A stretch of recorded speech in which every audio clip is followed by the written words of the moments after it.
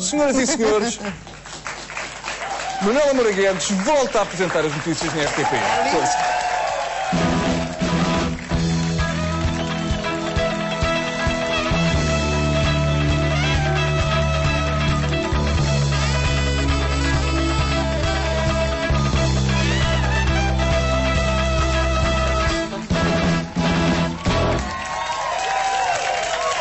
Vou só mudar o fundo quando quiser.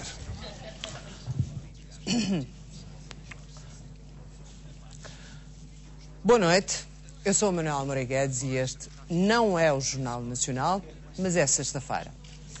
Segundo o despacho do processo Face Oculta, Manuel Godinho terá oferecido a Armando Vara uma caixa de robalos congelados, um pão de ló e um decantador de vinho. Armando Vara alega que não se trata de corrupção, mas sim de um cabaz de Natal, senão os robalos nunca estariam congelados. Mas esse é precisamente um dos pontos fortes da acusação. Foi pelo rasto, pelo cheiro deixado pelos robalos que a Judiciária e o Ministério Público chegaram a Vara, o que prova que não eram robalos congelados. E nunca, mas nunca, robalos mais ou menos frescos fazem parte de um cabaz de Natal. Por outro lado, entre os suspeitos do costume, há quem tenha garantido ao jornal, que não é nacional, que Vara só recebeu os robalos porque não gosta de enchidos. O único enchido que aprecia é António Guterres, mas fugiu e Vara só se interessa por produtos seguros. Aliás, num estudo feito entre a enorme faixa dos boys e girls nacionais, concluiu-se que 90% prefere ser pago em robalos. Além de terem o exemplo do camarada Vara, que é um especialista na matéria, dizem eles que com robalos fica-se bem visto entre amigos. Imagine numa festa, numa reunião partidária, com um pequeno gesto apenas com as mãos, dizer aos amigos qual é o tamanho da corrupção. E claro, pode sempre exagerar no tamanho. O diário de Marcelino, que já foi muito amigo do primeiro-ministro, mas que já não é tanto assim, garantiu hoje que a laranja do Algarve, estrategicamente colocada na mesa de negociações na sala de Eduardo Catroga, continha um microfone ligado diretamente a Belém.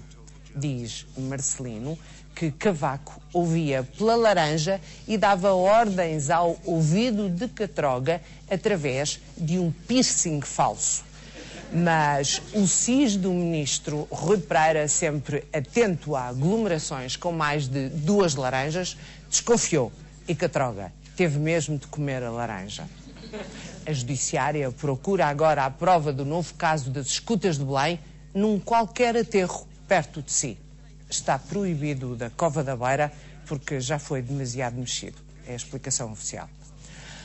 Já depois do acordo firmado, o Ministro das Finanças corrigiu um buraco de 831 milhões que havia no orçamento do lado da despesa.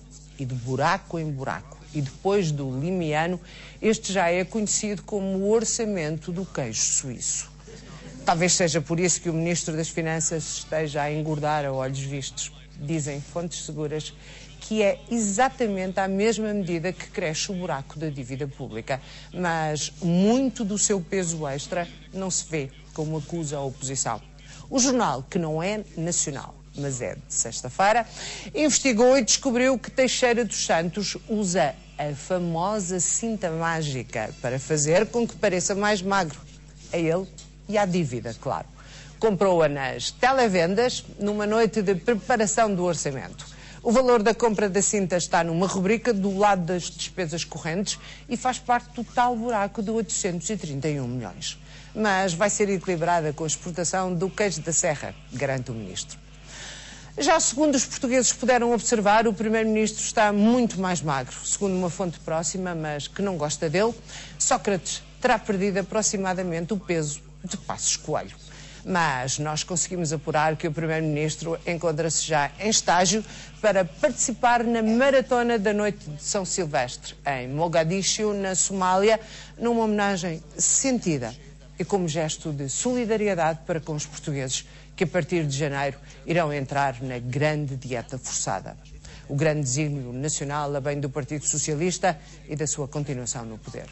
O Primeiro-Ministro afirmou que o TGV é para começar o mais depressa possível, ou então, avisou ele, vai construir estádios no Afeganistão, depois do enorme sucesso que foi o estádio que Portugal construiu na Cisjordânia e para o qual deu 2 milhões de euros.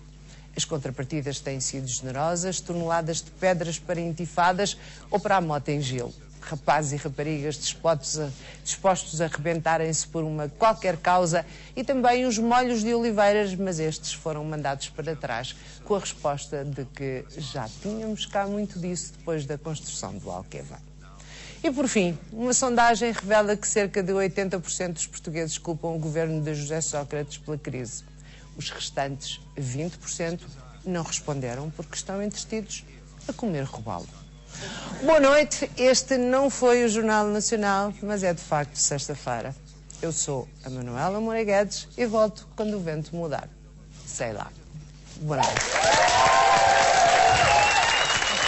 Manuela, muito obrigado. Um beijinho.